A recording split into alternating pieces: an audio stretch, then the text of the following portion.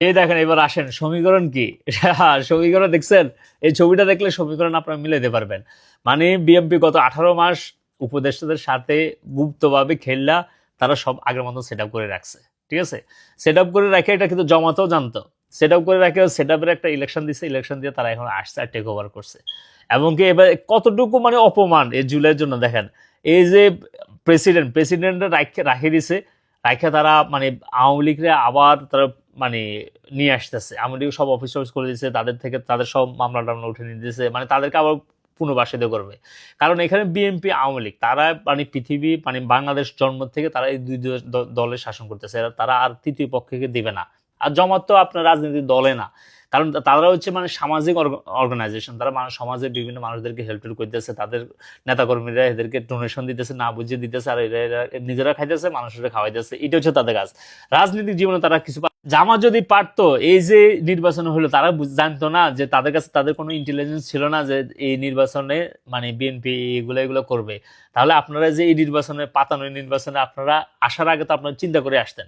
চিন্তা করেন যে ভোটের দিন মানুষ কত উৎফুল্লভাবে 17 বছর পরে অনেকে দেখেছে জীবনে প্রথম ভোট দিচ্ছে, মানুষ বিভিন্ন দূরের থেকে আসছে ভোট দেওয়ার জন্য, অনেকে ভোটও ঠিক মতো দিতে পারে নাই। আর এই ভোট কেন্দ্রগুলোতে তাদের এজেন্ট নিয়োগ দেওয়া, তারা ভিতরে তাদের ক্যামেরা ট্যামেরা নিয়ে মানে আপনার ভোট প্রোটেকশন করা, তারপর নির্বাচন কমিশনকে ভালোভাবে চ্যালেঞ্জ করা, এগুলো কোনো কাজগুলো করছিল। ভোটের রাত্রে যখন ভোট গণনা হয় তখন হেরা বলতেছে আজকে রাত বেশি হয়ে গেছে, আমরা এখন যাইতেছি, এগুলো নিয়ে আমরা নির্বাচন কমিশনের সাথে আগামী কয়েকদিনের ভিতরে বসবো, আপনারা এখন যান। মানে উনাদের আমি মানে এটাই বলতেছে ভোটের রাতে, কোনো সময় দেখছেন ভোটের রাতে ভোট সব গণনা করে মানুষ চলে যেতে 24 ঘন্টা যাক, 2 দিন লাগ 3 দিন লাগুক, মানুষ ওখানে বসে থাকে, আগে রেজাল্ট ছিনিয়ে নিয়ে তারপরে মানুষ ওখান থেকে যায়। মানে ভোট হওয়ার পরও তারা অফিসিয়ালি মানে 2 দিনের ভিতরে তারা অফিসিয়ালি কোনো নির্বাচনে যারা অবজারভার ছিল, এই ইউরোপিয়ান ইউনিয়ন, তারপর আপনার কমনওয়েলথ, ইউএন থেকে মানে টোটাল 540 জন মানুষ আসছে নির্বাচন মানে আপনার মনিটর করার জন্য। বিভিন্ন অর্গানাইজেশন থেকে আসছে, বিভিন্ন ইয়ে থেকে। কোনো ইন্টারন্যাশনাল কমিউনিটির কাছে যাইয়া তারা কোনো সময় মানে কমপ্লেন করছিল 24 ঘন্টার ভিতরে যে নির্বাচনে এইভাবে কারচুপি হয়েছে, এই জিনিসগুলো করছে, এই অনিয়ম করছে, এগুলো কোনো রিপোর্টে তারা দেয় নাই। এবার বুঝেন, তারা জানতো যে এটা একটা পাতানো ইলেকশন হবে, তাদেরকে মানে বিরোধী দল হিসেবে রাখবে, বিরোধী দল হিসেবে রাখছে, এটাই তারা খুশি। এই যে গত 8 দিন 9 দিনে যে বিএনপি সরকার গঠন করলো, তারা কত কিছু ব্লান্ডার করছে, কোনো কিছু নিয়ে যেমন সোচ্চার ভাবে কোনো প্রতিবাদ করছে, কোনো কিছু আসছে মিডিয়াতে, দেখলাম কোনো কিছু আসে নাই, যার সাথে ফেসবুকে একটা বিবৃতি দিয়ে শেষ। হেরা নির্বাচনের পরের দিন গেছে ঝাড়ু দিতে বলে, নির্বাচনের পরের দিন তোমাদের কাজ হচ্ছে নির্বাচন কমিশনে নিয়ে দৌড়াদৌড়ি করা, এগুলো অফিসিয়ালি এগুলো রিপোর্ট করা, এগুলো নিয়ে কোর্টে যাওয়া। এই যে নির্বাচনের সময় যে কারচুপিগুলো হয়েছে, যে ফলাফল চেঞ্জ করে দেওয়া, এগুলো প্রপার রেকর্ডিং, প্রপার মানে রিপোর্ট নিয়ে এত দরকার ছিল নির্বাচনে যারা অবজারভার আছে তাদের সামনে নিয়ে এগুলো তুলে ধরা।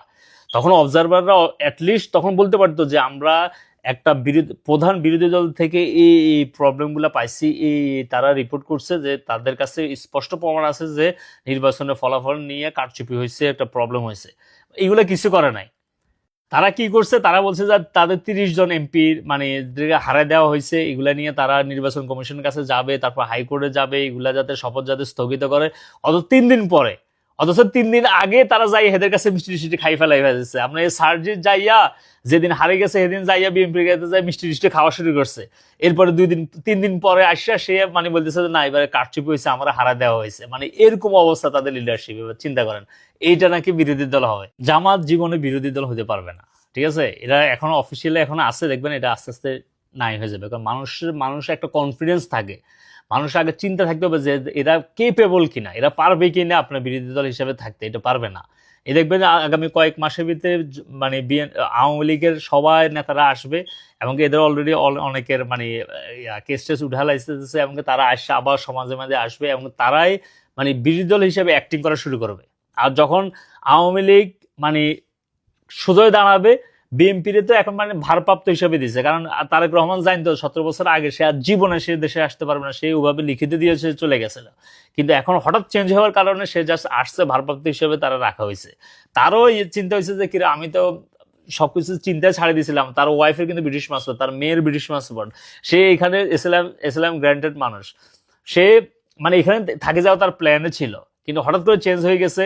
এই কারণে সে আবার, যেহেতু আগে প্ল্যান করে রয়েছে যে সে তার আসতে পারবে না, যেহেতু হঠাৎ করে যে সিচুয়েশন চেঞ্জ হয়ে গেছে 24-এর বিপ্লব হওয়ার কারণে, মানে সে আসতে হয়েছে, নাহলে তো সে জীবন আসতে পারতো না।